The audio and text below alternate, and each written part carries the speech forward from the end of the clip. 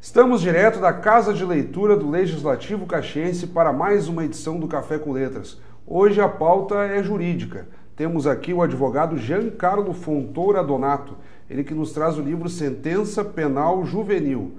Resulta de uma monografia, a especialização na URGS em Direito e Processo Penal, se eu estou dizendo corretamente. E o advogado Giancarlo aqui relativiza um pouco o debate em torno da maioridade penal.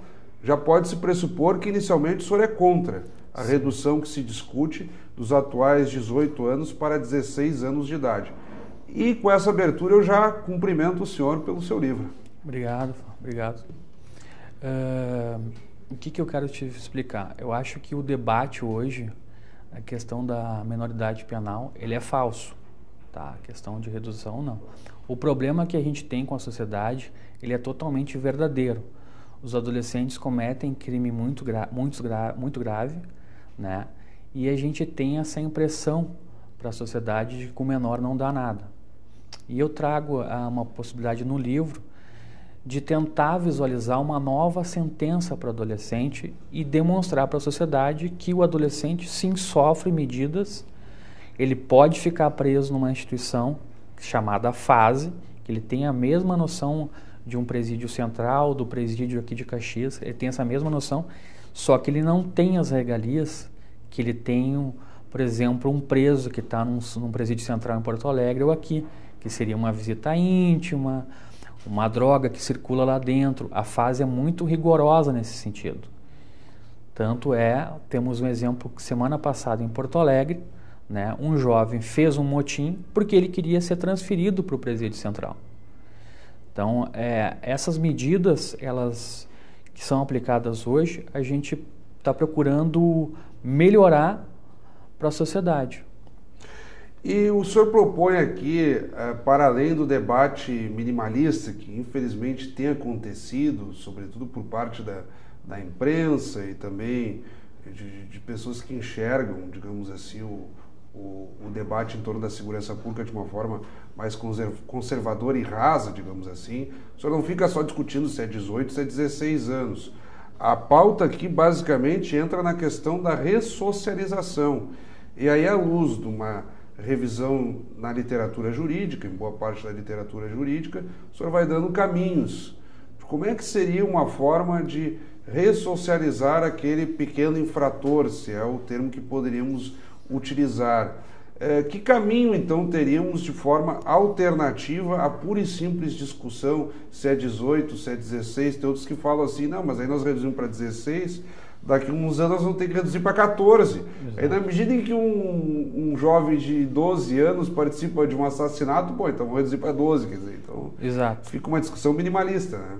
Exato. Essa questão da discussão da redução, né, de 18 para 16, a gente vai retroceder ao tempo do Código de Império, que lá existia uma possibilidade de prender um adolescente, né, ou internar esse adolescente a partir dos 8 anos de idade. O senhor se remete ao Império Brasileiro. Ao Império Brasileiro, exatamente. Então a gente não pode reduzir a pena. Na verdade, o tema que a gente tem que debater muito forte, e é o que a academia está batendo, os juristas estão batendo, é aumentar o tempo de internação. Eu defendo a possibilidade de internação de no mínimo 2 anos. Então, um adolescente que comete um ato infracional grave, um homicídio, por exemplo, então ele tem no mínimo 2 anos que ficar lá dentro da FASE.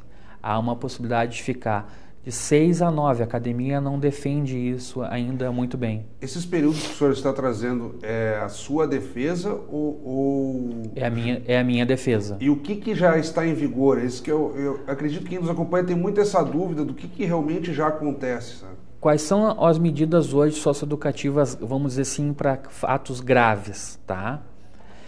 Temos a possibilidade de internação de um adolescente sem possibilidade de uma atividade externa. Ou seja, o adolescente ele vai cumprir a medida socioeducativa lá dentro da FASE e não vai ter contato com o ambiente externo. uma possibilidade com possibilidade. Aí a juíza ou o juiz da execução, né, daqui de Caxias, vai examinar se ele pode sair da sua casa, visitar seus pais ou frequentar uma escola. Ou uma semi-liberdade, que paralelamente seria um regime aberto no meio adulto. Então o adolescente ele fica lá fora, depois volta para dormir na própria instituição da fase. Eu defendo que essas possibilidades a gente tem que examinar dentro exatamente do contexto social de cada pessoa. Eu defendo muito uma questão de um chamado laudo interdisciplinar. O que seria isso? O laudo, na verdade, ele examina desde o ato que o adolescente comete ao seu contexto social. Porque eu me pergunto muitas vezes, do que me adianta dar uma medida a um adolescente que vai voltar para o ponto de tráfico? A sociedade tem essa visão, na verdade o que aconteceu? O juiz condenou ele, mas ele está solto aqui na rua. Então é isso que eu defendo. Eu acho que essa visão que tem hoje dentro do ECA, ele já pede uma reforma já há um bom tempo. O ECA se refere ao Estatuto da Criança e do Adolescente, que está em vigor. Essa questão da internação é muito interessante porque nós tivemos praticamente esse debate em torno da maioridade penal estava arquivado, né? Era um assunto, uma pauta superada. E aí, então, no Congresso Nacional, resolveram desengavetar o projeto de lá 83. 83. 83. E aí eles já trabalhavam agora num texto aí que havia sido atualizado no início dos anos 90. Se eu não estou enganado. Sim. Porque o projeto ele foi sendo desarquivado e ganhando novas versões. Bom, e tem uma comissão no Congresso que debate em torno desse assunto. E setores do PT e do PSDB, personalizados na figura do ministro da Justiça, José Eduardo Cardoso, e o governador de São Paulo, Geraldo Alckmin, vinham trabalhando na ideia de uma via alternativa, que vai na linha do que o senhor nos traz aí, do período de internação. Exato. Como é que o senhor encara a possibilidade da compreensão do cidadão comum com relação a esse debate? Porque eu imagino que as pessoas notam o seguinte, os aparatos de segurança estão defasados, nós não temos polícia na rua, jovens estão participando do crime organizado, o sujeito olha, mas então vamos reduzir a idade, né? Mas será que tem sistema carcerário suficiente? Aí nós vamos começar um leque de situações. Exatamente. Né? O que a gente sabe, quem trabalha na área penal, é que assim, o sistema carcerário do Brasil hoje ele está falido na parte adulta. A gente sabe que lá dentro circula droga, a gente sabe que há uma série de problemas lá dentro da própria estrutura. Então, trazer esse adolescente para dentro desse contexto, dizendo que ele pode ser responsável por seus atos, gera uma série de consequências. Por exemplo, hoje ele poderia, inclusive, tirar uma carteira então de motorista, que é proibido. Sim, a partir dos 18. 18, exatamente. Mas em compensação, aos 16 já pode votar, né? Mas inclusive ele não quer dizer que ele não vai ficar preso. A partir dos 12 o ECA permite essa internação. Na verdade, grandes crimes são cometidos por agentes menores. 12, 13 anos, eles têm uma rebeldia muito grande. Então, o laudo interdisciplinar que vai examinar o adolescente, que vai examinar o meio que ele vive, que vai ver a questão do ato, vai demonstrar para o juiz uma segurança maior de aplicar a medida. Por exemplo, vou citar 2 casos. Uma adolescente na comarca lá de Porto Alegre, ela tinha 10 processos por lesão corporal. Veio a se descobrir no 10º que aquela adolescente ela sofria de um transtorno chamado um borderline, mas é um transtorno que a pessoa, digamos, ela não fica entre a razão e a emoção, ela não consegue distinguir aquilo ali. E aí o que acontece? Aonde colocar essa adolescente? Claro. Só existe hoje no Brasil uma instituição capaz de examinar essa questão da psicologia dela, em São Paulo. O resto das instituições, ou tu coloca adolescente na rua, ou tu coloca no abrigo, ou tu coloca dentro da fase. E aí, essa pessoa que tem esse controle em cima dos outros, ela comanda o sistema ali dentro. Então é esse debate aí que tem que bater. E essa avaliação, esse acompanhamento do contexto social, digamos, desse infrator, fica a cargo de quem avaliar isso? O assistente social, basicamente, Sim. ou há uma equipe multidisciplinar para isso? É uma equipe multidisciplinar que existe desde uma socióloga, desde uma psicóloga. São várias pessoas que estão realmente habilitadas para fazer isso. Óbvio que a gente precisa de uma mão de obra. O Estado não comporta. Na capital até tem, mas eu defendo que isso não é causa de impedimento. Tem que abrir um concurso, na verdade, para colocar pessoas boas qualificadas para, na verdade, a gente mudar esse contexto. O menor dá alguma coisa. É aí que eu ia entrar nesse aspecto, porque o senhor traz uma questão conceitual que é interessante, mas até que ponto o aparato público já dispõe? O senhor já antecipa que em Porto Alegre há, em algumas unidades, já uma certa equipe profissional para dar conta desse processo, porque basicamente o que se enxerga é a atuação policialesca, se podemos usar esse termo. Sim. Quanto tempo nós precisaríamos, digamos assim, para pulverizar esse conceito e ter equipes aptas a desempenhar essa função? Aí nós caímos numa outra questão dentro do Estatuto da Criança e Adolescente. Qual seria? Quando um adolescente ele é internado provisoriamente, no caso ele ficou preso por cometer vamos dizer assim, um roubo, tá? Que é um fato grave. O juiz ele tem que julgar em 45 dias aquele processo. Se eu defendo essa possibilidade desse laudo interdisciplinar, nós teríamos que ampliar um pouco essa medida para a equipe, na verdade, verificar esse contexto, porque em 45 dias, às vezes, é muito complicado, porque depende de laudos do Estado, para ver, por exemplo, ver uma questão de uma arma, uma droga, um laudo toxicológico. Essas apurações para configurar ali a materialidade do ato infracional tem que ser ampliada, inclusive para esse ponto. E na sua pesquisa, na sua atuação, digamos assim, como é que a gente pode mensurar, e até para quem nos acompanha, resultados práticos dessas medidas? Evidentemente que já temos algumas experiências, Caxias do Sul, por exemplo, tem sido uma das cidades pioneiras na difusão desse conceito da justiça restaurativa. O senhor lembra aí já de alguns exemplos práticos que foi possível, digamos, restaurar na prática e o sujeito largou de vez o crime e está levando uma vida como qualquer cidadão comum? Sim.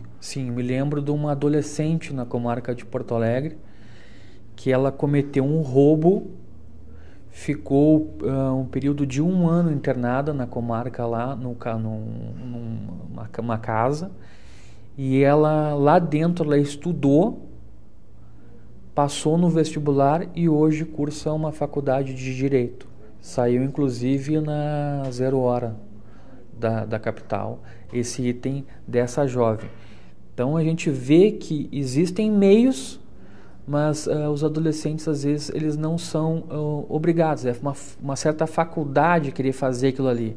Eu acho que não, a gente tem que colocar as nossas crianças, nossos adolescentes de volta no eixo, tirar eles do meio da droga, tirar eles dessa questão.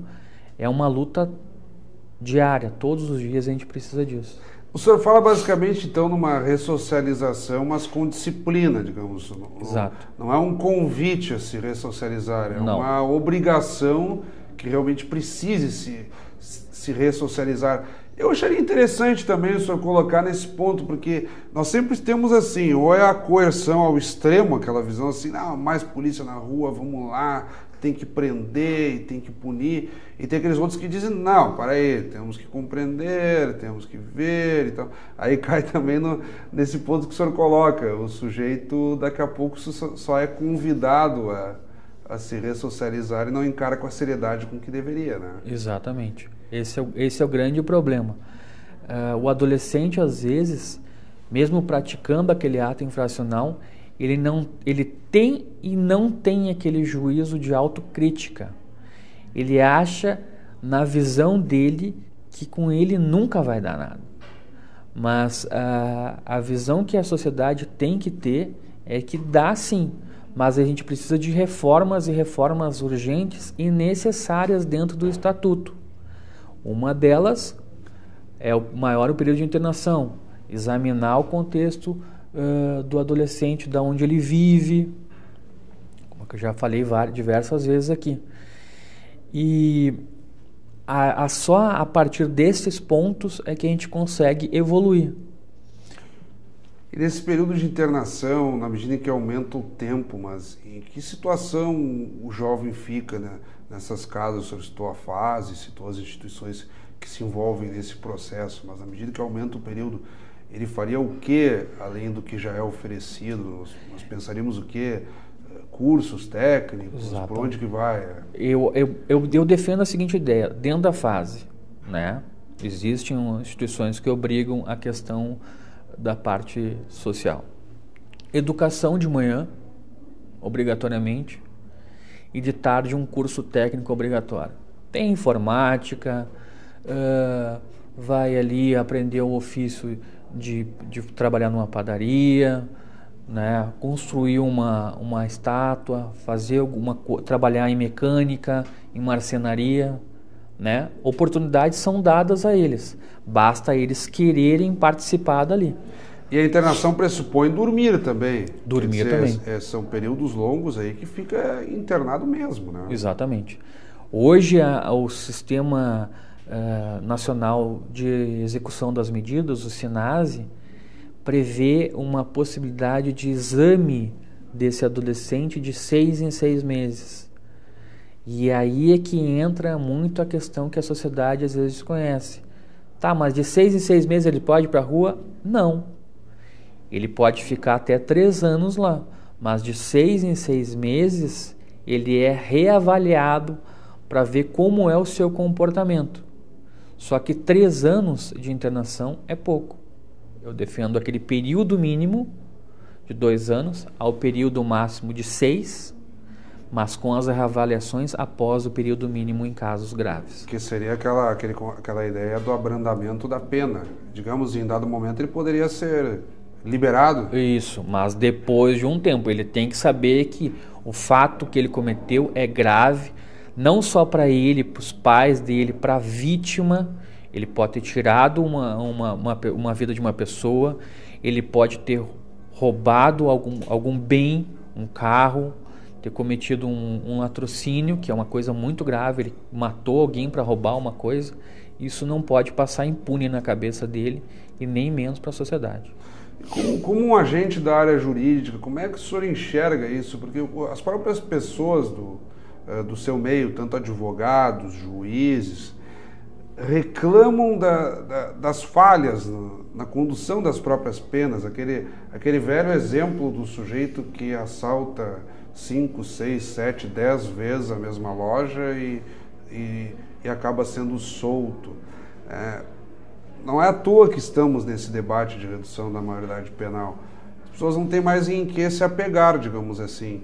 Sim. E aí se torna muito difícil para quem não é da área ter essa capacidade que o senhor está nos trazendo aqui, de relativizar o processo, de pensar por outros ângulos. Como é que o senhor acha que o poder público deveria caminhar no sentido também de não cairmos por um debate raso, como está colocado atualmente, e que aqui, à luz do seu livro, nós tentamos, de certo modo, qualificar e trazer mais pontos de vista, né? Primeiro ponto, a questão básica que o poder público tem que fazer é melhorar a escola. O adolescente ele só sai daquele contexto ali porque ele não tem uma boa formação educacional. Então eu defendo que a escola em tempo integral, não gostaria de ver jovens circulando na rua. Isso faz com que eles se aproximem do traficante, se aproximem de querer fazer os chamados bondinhos nos shoppings. Adolescente, criança tem que estudar. Esse é o ponto fundamental. Entra no colégio 8 horas, almoça meio-dia ali, 1 hora começa o estudo de novo. 6 horas está na sua casa com seus pais. É esse o ponto que a gente consegue tirar. Agora precisa de investimento aí do poder público. Investir em boas escolas, bons professores, uma boa remuneração, porque às vezes o professor não é tão valorizado e ele está ali suando a camisa. Então é isso que eu defendo. Estamos um pouco além do nosso tempo. Eu gostaria de lhe agradecer, o senhor que traz luz Obrigado. aqui a outros ângulos para que as pessoas também... Que aquela história, a maioridade penal, como diversos outros temas, e nós podemos citar aborto, podemos citar tantos outros, que é aquele tema tabu, aquele tema polêmico. Ou as pessoas são radicalmente contra ou são radicalmente a favor. Então, a gente não pode pressupor aqui a tentativa de mudar opiniões, mas de enriquecer o debate. Então, gostaria que o senhor, nas suas últimas considerações, podemos dizer assim, tentasse fazer um esforço de síntese. Qual é a sua posição, à luz da sua obra, na questão da redução penal juvenil, que é o seu ponto de abordagem aqui, que tratamos até aqui. Acho que quem pôde nos acompanhar aqui ficaria com uma visão ainda mais clara. Eu sou totalmente contra essa redução. Eu já argumentei por diversas vezes. Acho que se a gente reduzir, a gente não vai ter a redução dos crimes. Simplesmente nós vamos dar uma nova bandeira para o traficante capetar nossos adolescentes de 14 e de 15 anos, né? E eles vão continuar cometendo os crimes. Então, na verdade, a gente tem que readequar o Estatuto da Criança e do Adolescente para que não haja brechas. Esse é o meu ponto de vista. Mais uma vez, quero lhe agradecer. Muito então. obrigado. Conversamos com o advogado Giancarlo Fontoura Donato, ele que nos trouxe aqui a obra Sentença Penal Juvenil em busca da proporcionalidade na aplicação da medida socioeducativa. Foi o tema de hoje, ao mesmo tempo que agradecemos a quem nos acompanhou até aqui e convidamos que continue no nosso canal 16 da NET e até o próximo Café com Letras.